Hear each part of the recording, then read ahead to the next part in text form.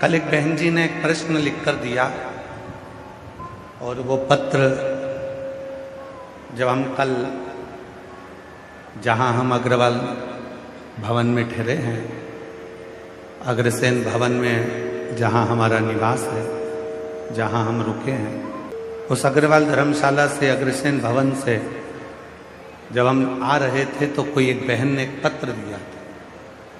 वो पत्र हमने वहीं पर दे दिया था। फिर हम कथा कर गए तो उस पत्र को पढ़ा।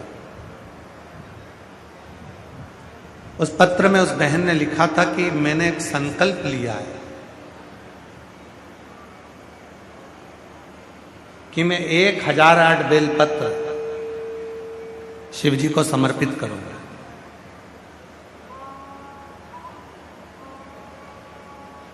आप मुझे बता सकते हैं कि 1008 बेलपत्र शंकर भगवान को कैसे चढ़ाऊं?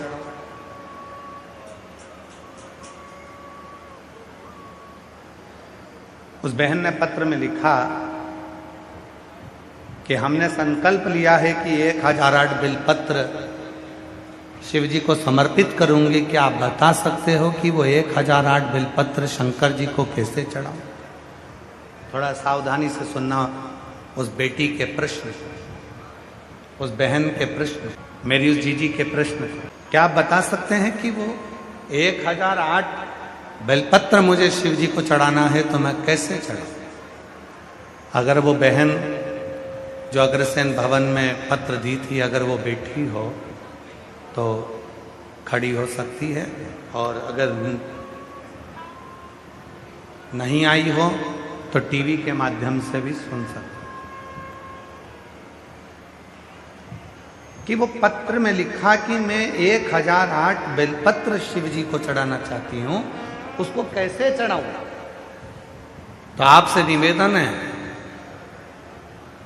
शिव महापुराण की कथा कहती है अगर 1008 बेलपत्र आप शिव जी को चढ़ाना चाहते हो तो पहले 1008 बेलपत्री के पेड़ लगाओ, तब जाकर 1008 बेलपत्र शिव जी को चढ़ाओ।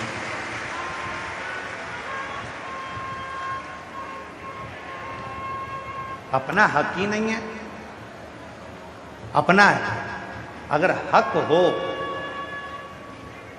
महाराज, अपना यदि हक हो, जिस पेड़ को हमने लगाया उस पेड़ की बेलपत्र का हक हमारा, जिस वृक्ष को हमने लगाया उस वृक्ष के फल का हक हमारा, जिस पौधे को लगाया उस पौधे के फूल पर हक हमारा। बेलपत्री के वृक्ष को लगाया है,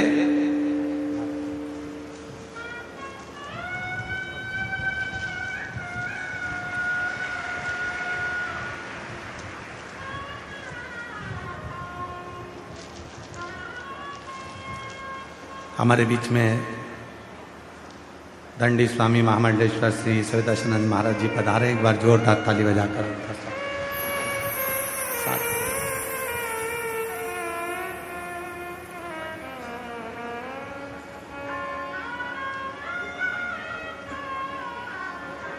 यदि महाराज 1008 बेलपत्र यदि आप शिव जी को समर्पित कर रहे तो 1008 बेलपत्र के वृक्ष लगाने की जवाबदारी भी आपकी। हो सकता है आपको हमारी बात का बुरा लग जाए, हो सकता है हमारी बात का आपको बुरा लग जाए, पर जिस पौधे को लगाया उस पौधे के फूल पर हक अपना होता है, जिस वृक्ष को लगाया उस वृक्ष के फल पर हक अपना होता है, और जिस बेलपत्र के वृक्ष को लगाया उस बेलपत्र के वृक्ष की पत्तियों पर भी हक अपना होता है। फिर आप तोड़कर उसे शिव को समर्पित कर सकते। अब संकल्प आपने लिया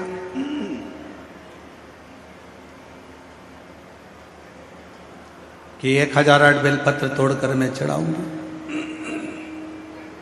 संकल्प आपने लिया, गला पकड़ रहा है भाई मेरे। संकल्प आपने लिया है कि 1008 बेलपत्र यह माइक अच्छा है कि ये सही है? 1008 बेलपत्र तोड़कर मैं शिव जी को चढ़ाऊंगी, समर्पित करूंगी।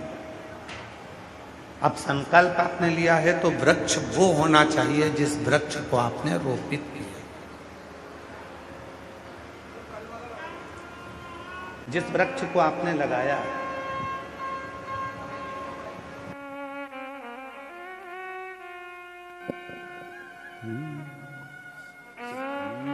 शरण पड़ी मांगो घड़ी रे घड़ी, दुख काटो दया करी न दर्शन आपो। शंभो शरण पड़ी मांगो घड़ी रे घड़ी, दुख काटो दया करीन दर्शन आपो। आप वृक्ष लगाओ। जब स्वयं वृक्ष लगाओगे और स्वयं उस वृक्ष में से बेलपत्र तोड़कर शिव जी को समर्पित करोगे, भगवान शंकर को चढ़ाओगे, तो लगेगा कि तुमने 1008 बेलपत्र भगवान शिव को दिया। स्वयं वृक्ष लगा।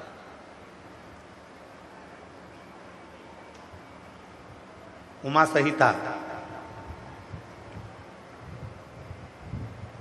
उमा संहिता को अगर बन सके, आप सुन रहे हो ठीक है, और यदि बन सके तो आप गीता प्रेस गोरखपुर की शिव महापुराण लेकर आओ और उसको पढ़ो, उसकी उमा संहिता को पढ़िए।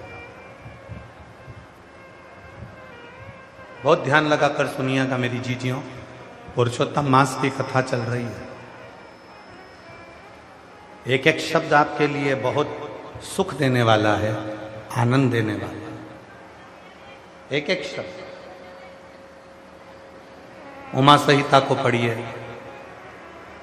जब गीता प्रेस गोरखपुर के शिवपुराण को लाकर आप उमा संहिता को पढ़ेंगे तो उस उमा संहिता में आप अध्ययन करेंगे, और वो अध्ययन करने के बाद आप अपने भीतर उतारिएगा।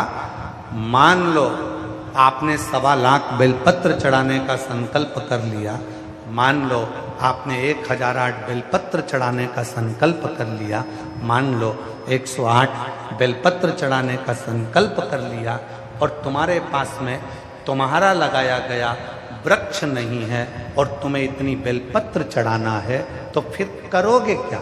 बेलपत्र का पेड़ लगने में तो टाइम लगेगा, तो इतनी बेलपत्र चढ़ाओगे कैसे? तो फिर उमा संहिता ने कहा, उमा संहिता में वर्णन आता है, एक बार माता पार्वती जी ने भगवान शंकर को प्राप्त करने के लिए 1.25 करोड़ बेलपत्र के पत्र शिव को समर्पित करने का संकल्प ले लिया। उनकी सखियां बेलपत्र के पत्र तोड़कर लाती हैं तो भी वो 1.25 करोड़ नहीं हो पाते। तब माता पार्वती जी को लगा कि मेरा संकल्प अधूरा रह जाएगा। तब माता पार्वती जी तुमरुका जी के पास गई और तुमरुका जी से पूछा, तुमरुका जी बताओ 1.25 करोड़ बेलपत्र चढ़ाना है शिव को प्रसन्न करने के लिए, मैं क्या करूं?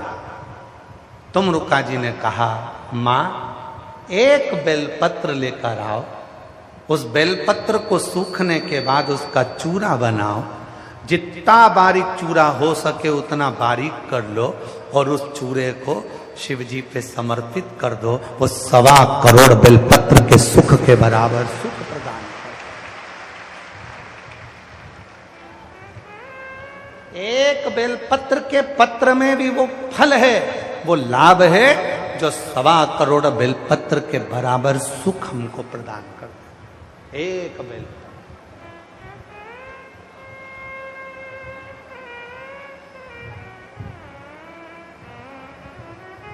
कुबेरेश्वर धाम जाते हो आप लोग? जब सीहोर जाते हो कुबेरेश्वर धाम पर, बाबा कुबेर भंडारी की भूमि पर जाते हो, 12 ज्योतिर्लिंग के मध्य बिंदु कुबेरेश्वर धाम पर कंकर शंकर पूजन करते हो, वहां से एक रुद्राक्ष लेकर आप आते हो। वहां से आते समय एक बेलपत्र जो शंकर भगवान पे चढ़ा हुआ हो,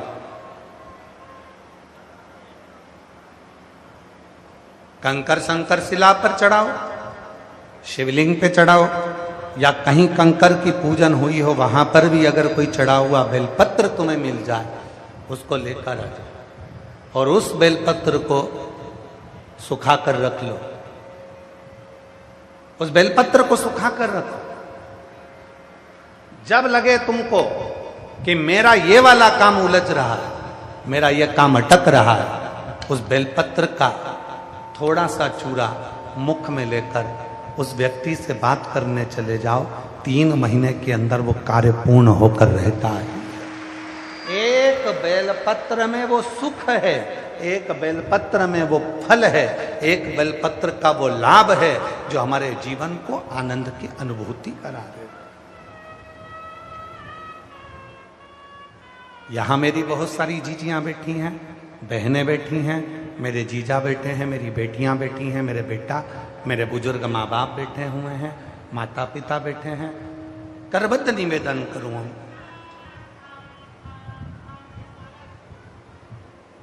1.25 लाख बेलपत्र चढ़ाना है, 108 बेलपत्र चढ़ाना है, 1008 बेलपत्र चढ़ाना है, 1.25 करोड़ बेलपत्र चढ़ाना है। एक बेलपत्री के पत्र को सुखाकर बारीक से बारीक, बारीक से बारीक, बारीक से बारीक जब बिल्कुल महीन हो जाए, उसको जब समर्पित किया जाता है तो उसके कण कण की गिनती से भी करोड़ों हजारों बेलपत्र के पत्र चढ़ाने का फल प्राप्त हो जाए।